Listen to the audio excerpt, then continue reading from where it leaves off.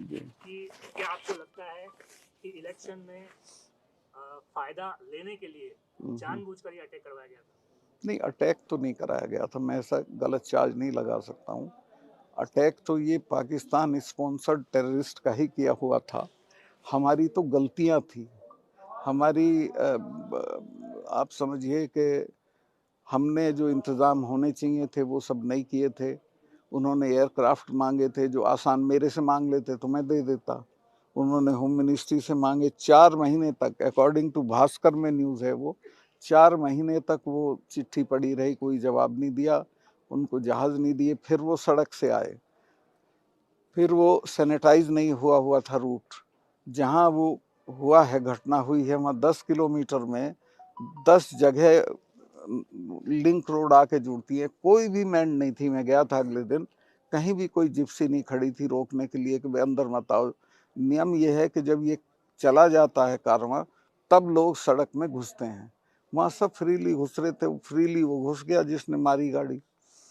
वो हमारी गलतियाँ, इसमें जो मैंने कहा है उसको ठीक से समझ लें। मैंने, प्रधानमंत्री जी ने जब मेरे से पूछा वहाँ कॉर्बेट पार्क में वो शूटिंग करा रहे थे निकल के कि सतपाल क्या हुआ, मैं कहा साहब ये ट्रेजेडी हो गई, इतने हमारे जवान मारे गए और मैं तो बहुत दुखी हूँ चूँकि ये हमारी गलतियों से हुआ। और अगर हम जहाज़ दे, और भी कई गलतियाँ, पर अभी तो मैं जहाज़ वाली आपको बता देता हूँ। तो उन्होंने कहा कि तुम अभी चुप रहो, मैं दिल्ली आ रहा हूँ तब करेंगे कुछ। फिर उसमें कुछ होना नहीं था, हुआ नहीं। ये इसी पे मैं चूंकि 1-2 चैनल को बोल चुका था, ये भी कहना गलत है। अमित शाह जी का मैं बहुत सम्मान करता हूँ, उनसे आर्गुमेंट में नहीं पढ़ना चाहता कि उन्होंने कहा कि जो जब पावर में होते हैं तब नहीं कहते हैं, तो मैंने तो उसी दिन कहा था। और प्रधानमंत्री जी ने भी मुझे आगे बोलने को मना किया और नेशनल सिक्योरिटी एडवाइजर ने भी फोन करके कहा कि सतपाल भाई आपका 2 जगह मेरी वो आ गई थी, बीट मैंने दे दी थी, तो उन्होंने कहा कि अब मत बोलिए इस पे आप। मैं कहा ठीक है, नहीं बोलता। और फिर उसमें कुछ नहीं हुआ। तो मुझे इस बात का सख्त अफसोस है कि इतनी बड़ी ट्रेजेडी को हमने बहुत लाइटली लिया, और शायद इसलिए कि हम उसका राजनीतिक उपयोग कर सकते थे, वो किया हमने। लेकिन आप तो एलजी थे, पुलिस और सीआरपीएफ तो आपकी तो रिपोर्टिंग करती उस समय कर रही थी। मैं एलजी नहीं था, मैं गवर्नर था फुल फ्लेजेड। और सीआरपी कभी हमको अपने मूवमेंट रिपोर्ट नहीं करती है, पुलिस करती है। सीआरपी अगर मुझे रिपोर्ट करती और कहती कि हमको जहाज चाहिए तो मैं आधे घंटे में 5 जहाज करा देता। माननीय, आप जैसा कह रहे हैं कि उस समय आपको पीएम साहब ने मना कर दिया कि आप बोलेंगे नहीं, तो आप क्यों बोल रहे हैं? अभी कहाँ बोल रहा हूँ मैं, बता रहे हैं ना, ये तो मैं तब भी बता रहा था। ये लापरवाही थी बड़ी, बहुत बड़ी लापरवाही थी, हमारी सबकी थी, मैं भी, जवाबदेही मेरी भी है, सबकी है। आपने क्या किया उस समय? पब्लिकली क्यों नहीं कही ये चीज? पब्लिकली कहा ना मैंने। नहीं सर, उतना खुलकर आप उस बोल नहीं पा रहे थे। किसान आंदोलन के दौरान आप सरकार को घेरना शुरू कर चुके थे। किसान आंदोलन पे तो मैं खुल के बोला, इस पे मैं इसलिए नहीं बोला कि ये नेशनल सिक्योरिटी का मामला था। और अगर प्रधानमंत्री किसी भी कारण से आपको कहते हैं कि आप अब इस पे मत बोलिए, तो आपको उतना लिहाज तो करना पड़ता है। नहीं, सरकार की तरफ से जाट उपराष्ट्रपति के लिए चेहरा थे। कौन? मैं कभी नहीं था। मैं चल रही हैं कभी इच्छुक नहीं था। मुझे कहा गया था कि अगर तुम किसानों पे नहीं बोलोगे तो राष्ट्रीय बन सकते हो, बन सकते हो। मैंने कहा मुझे कुछ नहीं बनना, पर मैं किसानों पे जरूर बोलूंगा। लोग कह रहे हैं कि इस टीस में आप ना, मुझे कोई टीस नहीं है किसी भी तरह की। तो सर जवानों की जो जिंदगी थी उससे ज्यादा पीएम का लिहाज जरूरी हो गया। नेचुरली आप जिसके नौकर होते हैं तो उसका लिहाज करते हैं। अब मैं उसमें, जवानों की जिंदगी तो उस वक्त वापस नहीं आ सकती थी।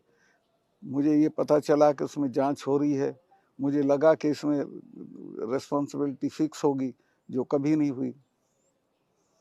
सर आर्टिकल 370 हटा, उसके बाद में ये दिखाया जा रहा है, बताया जा रहा है कि वहाँ पर अब अमन चैन है।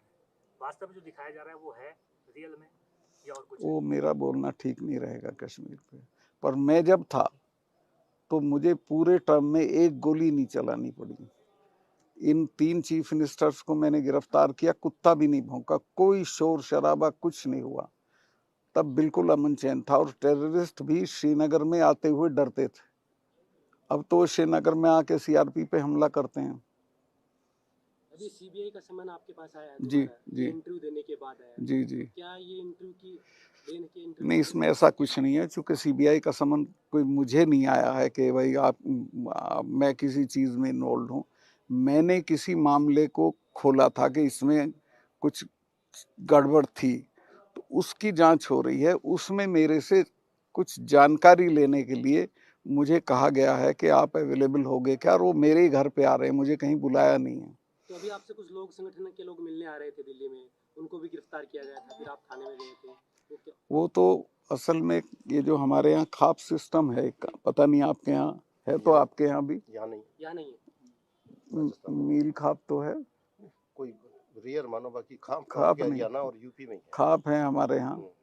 तो हरियाणा की खापों ने ये कहा था कि एक दिन हम आके आपको we'll come to express our solidarity with you.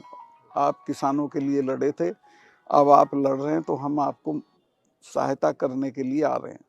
तो मैंने उनको कहा कि फलां तारीख में आ जाइए। मेरे घर पे इतनी जगह नहीं थी, वो लोग हो रहे थे करीब 70 खापों के लोग थे, 300-400 के करीब। तो मैंने उनको वो सामने एक एरिया है उसका, सेक्टर 12 है इसका आर के पुरम का, वहाँ उनके खाने का इंतज़ाम कराया, शामियाना लगवाने लगे। तो मैं घर पे तैयारी हो रहा था, तब मुझे खबर आई कि पुलिस पहुंच गई है वहाँ, और पुलिस कह रही है कि यहाँ आप ये नहीं कर सकते। मैं गया तो पुलिस के बड़े अफसर भी थे, डीसीपी, एसीपी, और उनका सब हमें हुक्म है आपका, ये हम यहाँ नहीं होने देंगे। मैं कहा भाई क्यों नहीं होने दोगे, खाना ही तो बना रहे हैं, खाना तो कहीं भी बना के। नहीं ये डीडीए का पार्क है, आपने इजाज़त नहीं ली, और इजाज़त में लेता तो वो देते नहीं। तो मैंने कहा भाई तुम फजीता करना चाहते हो तो करो, चलो मैं चलता हूँ, थाने में ही बनेगा अब हमारा खाना। तो हम सब वॉक करके थाने में चले गए, फिर वहीं खाना बना, वहीं खाया। फिर उन्होंने माफ़ी मांगी, फिर उन्होंने ये भी दिया प्रेस को कि हमने कभी उनको वो नहीं किया, डिटेन नहीं किया। सर पुलवामा को लेकर अभी सरकार से आपकी कोई मांग है क्या? ना, मेरी कोई मांग नहीं। मैंने तो एक जो बड़ा इंटरव्यू था, कोई अकेले पुलवामा पे नहीं किया था मैंने, वो 1 घंटा कुछ मिनट का इंटरव्यू था, उसमें एक साधारण तौर पे जिक्र कर दिया था कि ऐसा हुआ था। सरकार जाने, अपना काम, उनकी ड्यूटी है वो। सर आप जनता दल में रहे, समाजवादी पार्टी में रहे, बीजेपी में रहे, आगे क्या इरादा है? अब मैं किसी पार्टी में नहीं जाऊंगा, ना मैं कोई चुनाव लड़ूंगा। सर पीएम मोदी के खिलाफ विपक्ष में प्राण फूंकने का काम कर रहे हैं आप? नहीं, मैं तो नहीं फूंक रहा प्राण, तो विपक्ष खुद चाहेगा तो फूंक जाएंगे। विपक्ष को सिर्फ इतना करना है कि एक उम्मीदवार के मुकाबले एक उम्मीदवार खड़ा कर दो, Modi ji will be nowhere, उसी में हार जाएंगे। लेकिन क्या ये संभव है? संभव है, ये तो मुझे लगता है हुआ पड़ा है। कौन है चेहरा? ये चेहरा नहीं होता इसमें, चेहरा तो देखो 77 में भी नहीं था, 67 में भी नहीं था। जब जनता तय करती है हटाने का तो हटा देती, बाद में हो जाएगा जो जिसको वो करेंगे लोग। सर नेशनल इश्यूज की बात हो रही है जी। वर्तमान में, बहुत सारे लोग पहले भी जाते थे, अब भी जा रहे हैं, थाईलैंड जा रहे हैं। देश इंडिया का थाईलैंड के साथ रिश्ता जगजाहिर किया जा रहा है, इस मुद्दे को लेकर किस तरह का नजरिया आप रखते हैं, क्या कुछ कहना चाहिए? थाईलैंड वाली बात मुझे मालूम नहीं है क्या है एग्जैक्टली। सर राजस्थान में आप घूम रहे हैं, अब चुनाव भी है, आपको क्या लग रहा है इस बार किसका पलड़ा भारी हो सकता है? कुछ चुनाव में कोई भविष्यवाणी नहीं की जा सकती, जनता जनार्दन है, पता नहीं किसका पलड़ा भारी कर दे, किसका नीचे। तो आपसे जानना चाहता हूँ मैं क्या हाल है। आपने भी तो फीडबैक लिया होगा ना? मेरा फीडबैक मेरे साथ है, उसको मैं अभी आपसे शेयर नहीं करूंगा। और एक दिन में राजनीति बदलती है। आपने एक जगह कहा था कि यदि वसुंधरा राजे उम्मीदवार हो तो बीजेपी जीत सकती है। ये वसुंधरा राजे अगर उम्मीदवार हों तो बीजेपी के ज्यादा चांसेस हैं, और अगर वो उम्मीदवार नहीं होंगी तो बीजेपी के कोई चांसेस नहीं। सर 3 काले कानून जो आंदोलन हुए, क्या वो वापस बैक आ सकते हैं प्रदेश के? वो नहीं आ सकते, हम जब मर जाएंगे तब आ सकते हैं। जब तक हम लोग हैं, किसान संगठन हैं, वो कभी वापस नहीं आ सकते। मेरा एक सवाल है जी। आपने जो प्रधानमंत्री के लिए कहा, पुलवामा को लेकर जो कहा, आमतौर पे अगर इस तरह का बयान आता तो उस पर काफ़ी माहौल बनता, काफ़ी लोगों में चर्चा बनती, लेकिन मेन स्ट्रीम मीडिया ने इस आपके इंटरव्यू पे बात बिल्कुल नहीं करी है, ना प्रधानमंत्री कोई जवाब दे रहे हैं, ना पीएमओ ने कोई उसके ऊपर स्पष्टीकरण दिया है। क्या लगता है आपको जब आप इस तरह की स्थिति देखते हैं कि इतनी बड़ी बात बोलने के बाद? मेरी जानकारी ये है, देखिए सोशल मीडिया ने तो कोई कमी नहीं की है, मेरी जानकारी ये है कि उसी शाम पीएमओ में बुला के नेशनल मीडिया के इम्पोर्टेंट लोगों को ये कह दिया गया था कि एक लाइन नहीं जानी चाहिए इसकी, और 8 दिन से अतीक चल रहा है, ये नहीं चल रहा। वो तो सोशल मीडिया है, वो उठाए हुए, तो उसको तो आप रोक नहीं सकते हैं। सर एक सवाल ये है, जी। आपने पुलवामा का मैटर उठाया, बिना युद्ध के नौजवानों की जो है शहादतें हो रही हैं, उसको लेकर आप क्या सोचते हैं? क्या सरकार गंभीर है? क्या कुछ कर रही है? नहीं, उसमें तो जो करना चाहिए वो नहीं कर रही है। मैं तो सबसे पहले तो ये जो इन्होंने शुरू किया है अग्निवीर, मैं इसका आलोचक हूँ, ये गलत है। ये फौज को ख़त्म करने का दो साजिशें हैं सरकार की। खेती ख़त्म कर दो, खेती को बिना मुनाफे की कर दो ताकि किसान छोड़ भागें, और फिर इसको कॉरपोरेट को दे दो। इसी तरह से इनके बच्चे फौज में जाते थे, फौज को निरर्थक कर दो। अब ये बताइए 4 साल के लिए कौन अपनी जान देने जाएगा? मजबूरी में नौकरी के लिए वो चला जाएगा, पर उसमें वो जज्बा होगा क्या जो होता है? तो राहुल गांधी की जो सदस्यता खत्म की गई है जी। संसद से, उस पर आपकी क्या टिप्पणी रहेगी? क्या वो इलीगल है? नहीं, लीगल तो वो जल्दबाजी में किया, उसको टाइम देना चाहिए था सॉरी ऊपर कोर्ट में जाने के लिए। सबसे खराब काम हुआ है कि उसको पार्लियामेंट में अपना पक्ष रखने की अनुमति नहीं दी गई स्पीकर की तरफ से, जो उसका अधिकार था। जब उसके खिलाफ 3 मिनिस्टर बोले तो उसका ये अधिकार, उसकी गैरहाजिरी में बोले तो उसका ये अधिकार था कि वो उनका जवाब दे, लेकिन वो स्पीकर ने उसको अधिकार नहीं दिया। सर अमित शाह ने कहा है कि आप उनसे दूर होकर इस तरह की बातें कर रहे हैं, तो आप उनसे कितना दूर हो चुके हैं, क्या कुछ? अमित शाह साहब का मैं बहुत सम्मान करता हूँ, और उनसे मैं किसी आर्ग्यूमेंट में नहीं पड़ना चाहता। उनकी जो एक मूल बात है, और वो ये है कि जब वो गवर्नर थे तब उन्होंने ये बातें नहीं उठाई। तो मैं एक करेक्ट कर दूं, मैंने तब पुलवामा भी उठाया था, सेम डे उठाया था, अगले दिन उठाया था, कई बार उठाया था, और किसानों वाले मुद्दे भी मैंने जब मैं गवर्नर था तभी उठाए थे। तो ये गलत है कि मैं जब पावर से हट गया तब मैंने उठाया। एक तरफ मोदी सरकार बेटी बचाओ बेटी पढ़ाओ अभियान चला रही है, नारा दे रही है, लेकिन जंतर मंतर पर खिलाड़ी धरने पे बैठे हैं। बहुत शर्मनाक बात है, और मैं यहाँ से जाते ही उनसे मिलने जाऊंगा, बच्चियों से। कितनी मेहनत करके, कितनी बुरी स्थितियों में वो देश के लिए गोल्ड मेडल लाती हैं, और उनका, और कोई भी महिला जब ये कहे कि मेरे आबरू पे हमला किया गया तो वो बहुत मजबूरी में कहती है, और आप उसकी एफआईआर भी नहीं कर रहे हो, और कुछ नहीं कर रहे हो, अपने एमपी को हटा नहीं रहे हो। सर राज्यपाल रहते हुए आपके कई बार ऐसे बयान है जो ताल्लुक नहीं रखते थे सेंट्रल गवर्नमेंट से, जी। उसके बाद भी कभी इस तरह का कोई दबाव नहीं बनाया गया कि आप इस्तीफा दे दीजिए या आपको हम हटा देंगे? मैं तो जब प्रधानमंत्री से मिलने जाता था इस्तीफा जेब में रख के जाता था, अगर मेरे से एक बार भी मांगते, चूंकि मैं इस बात का आभारी हूँ कि उन्होंने ही मुझे बनाया, और ख़ास तौर से अमित शाह जी इस्तीफा। लेकिन मुझे एक आध लोगों ने सलाह दी कि तुम बेवकूफ़ी मत करना, बिना मांगे मत देना, मांगे तो देना। सर राजनाथ सिंह एक बड़ी शख्सियत भारतीय जनता पार्टी में है, फिलहाल उनके करियर को लेकर आप क्या सोच रहे हैं? किस तरफ करियर जा रहा है? क्योंकि आप भी काफ़ी बीजेपी के अंदर काफ़ी बड़ी शख्सियत माने जाते हैं। नहीं, मैं उनके करियर पे कैसे कमेंट कर सकता हूँ? वो प्रधानमंत्री के सीरियस उम्मीदवार हैं, और उनके भाग्य में होगा तो हो जाएंगे। सर चूंकि वो पर हस्ताक्षर का मुद्दा छाया हुआ था, एक का नाम आपने लिया था, दूसरा कौन है सर जो संघ से जुड़े? देखिए, ये 2 फाइलें नहीं थी, 2 मामले थे। एक था इंश्योरेंस का, और एक था एक हाइडल प्रोजेक्ट का।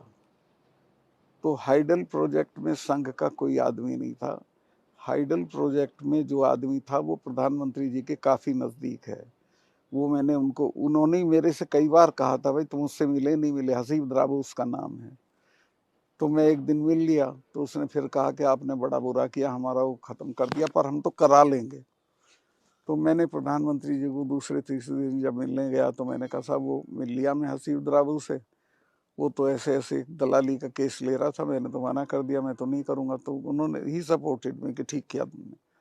दूसरा जो इंश्योरेंस का मामला था, उसमें और ये करेक्ट कर लें, आपके सामने कह रहा हूँ, फिर आप कहेंगे मुझे किसी ने कोई ब्राइब ऑफर नहीं की थी। मुझे अफसरों ने बताया था कि इनमें इतना रुपया है, इन दोनों केसेस में इतना रुपया इन्वॉल्व है, यानी किसी को मिलेगा। तो खैर वो तो दोनों कैंसिल हो गए, इसलिए वो ना मिला ना सवाल उठा।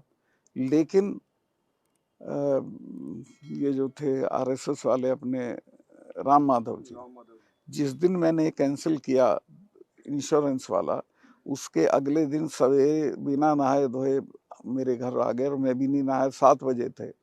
तो खैर मैं शिष्टाचार में उनसे मिला, मैं को बताओ भाई साहब क्या है। तो उन्होंने कहा कि वो कैंसिल कर दिया क्या। मैं कहा मैं तो कैंसिल कर दिया। कहने चिट्ठी चली गई। मैं कभी पूछता हूँ, मैंने चीफ सेक्रेटरी को फ़ोन करके पूछा कि उसकी चिट्ठी चली गई क्या। कहें जी वो तो रात ही चली गई। तो वो काफ़ी व्यथित हुए और चले गए। फिर बस इतनी हमारी बात थी। उन्होंने ना कुछ मुझे ऑफर किया, ना मैंने उन्हें कुछ ऑफर। सर अंतिम पर सवाल उनकी उसमें दिलचस्पी थी कि वो हो। खबरें तो ये चली थी 300 करोड़ का ऑफर दिया गया, 150 करोड़ था दोनों में, दोनों मिला के। दोनों में 150 करोड़ था। और ये पूरे टॉक ऑफ द टाउन थी। ये ऑफर मिला था आपको? जी ऑफर आया था? नहीं, मुझे नहीं आया किसी का, मैं झूठ नहीं बोलने का, किसी का ऑफर नहीं आया मुझे। जैसे किसान आंदोलन में राकेश टिकैत की संपत्ति को लेकर मीडिया में कई बार डिबेट चली थी, उनके परिवार की संपत्ति को लेकर। ऐसे ही ये बयान देते ही आपके बेटे को लेकर ऐसे कई डिबेटें चल रही हैं कि उनके पास इतना पैसा है, आपके पास इतना मेरे बेटे के पास? हाँ। वो बेचारा तो कमा के, वो डिजाइनर है, काम करता है और खाता है, उसको क्यों लाते हो उसमें? जैसे मीडिया मेन स्ट्रीम में चला है स्टोरी चल रही है। नहीं, कोई नहीं, कहीं नहीं देखी मैंने, आप ही कह रहे हैं। सर अगले साल लोकसभा चुनाव है, क्या देख रहे हैं बीजेपी का भविष्य कैसा लग रहा है आपको? मैं तो विश करता हूँ उनको ठीक रहे, पर कुछ राजनीति का और चुनाव का कोई पता नहीं होता क्या होगा। जो मौजूदा परिस्थितियां हैं उसमें क्या लग रहा है आपको? मौजूदा परिस्थितियां उनके लिए कठिन है, उनको कुछ चीज़ों को करना पड़ेगा। एक तो अडानी वाला मामला जो है, उससे प्रधानमंत्री को हाथ धोने पड़ेंगे। अभी तक उन्होंने जवाब नहीं दिया है। पार्लियामेंट में भी वो बोले तो अडानी पे नहीं बोले हैं। उसको अगर नहीं करेंगे तो नुकसान हो जाएगा। और ये पुलवामा पे भी उनको स्पष्टीकरण देना चाहिए, और एक्शन, अगर कोई जांच हुई है तो एक्शन लेना चाहिए। अभी आखिरी सवाल सर, आप अपनी सुरक्षा को लेकर भी कई बार बता चुके हैं कि आपकी सुरक्षा को लेकर। मेरी सुरक्षा, कश्मीर की जो कमेटी होती है, उन्होंने लिखा था कि इनको यहाँ खतरा है पाकिस्तान के एलिमेंट से भी, लोकल से भी, और इनको Z+ सिक्योरिटी होनी चाहिए। लेकिन मेरे पास अब सिर्फ एक वो है PSO, दैट्स ऑल। पर मैं उसकी शिकायत नहीं करता, वो समझेंगे बड़ा मैं डर गया। मरना तो इंदिरा गांधी तो सारी सिक्योरिटी के बीच में मर गई थी, कि मरना होगा मर जाएंगे। सर जातिगत जनगणना के बारे में? जातिगत जनगणना जरूर होनी चाहिए। सर एक सवाल मेरा कि आप ये जो इंटरव्यू दे रहे थे, इसमें आपने कहा था कि मेरी जाति और मेरी कौम के लोग अगर बीजेपी ने मुझे मरवा दिया तो वो सभाएं नहीं करने देंगे, इसके बारे में क्या कहा? मुझे अपनी कौम पे फक्र है कि वो अगर मेरे साथ जाति होगी तो वो जरूर रिएक्ट करेंगे। क्या किसान आंदोलन जैसा मूवमेंट दोबारा बीजेपी के सामने आ सकता है? ऐसा कोई बड़ा मूवमेंट जो लंबा मूवमेंट चला था और सरकार बैकफुट पे आई थी, आ जाएगा तो बहुत अच्छा रहेगा। ऐसा कुछ हो रहा है देश में? ना, मुझे अभी नहीं लगता, लेकिन होगा तो मैं उसका समर्थन करूंगा, साथ रहूंगा। ठीक है सर, धन्यवाद। को लेकर जो कमेटी बनी थी वो आज तक नहीं बनी सर। वो जो कमेटी बनी थी, उसका अध्यक्ष वो आदमी था जिसने काले कानून ड्राफ्ट किए थे। तो इसी वजह से किसान संगठन उसमें गए ही नहीं, और उस कमेटी ने मुझे लगता अभी तक कुछ नहीं किया, लंच भी नहीं किया किसी दिन, कोई एक्टिविटी उसकी नहीं आई है। इसके माने सरकार की नीयत MSP पे ठीक नहीं है, और अगर MSP का उन्होंने वादा पूरा नहीं किया तो उनको कठिनाई होगी।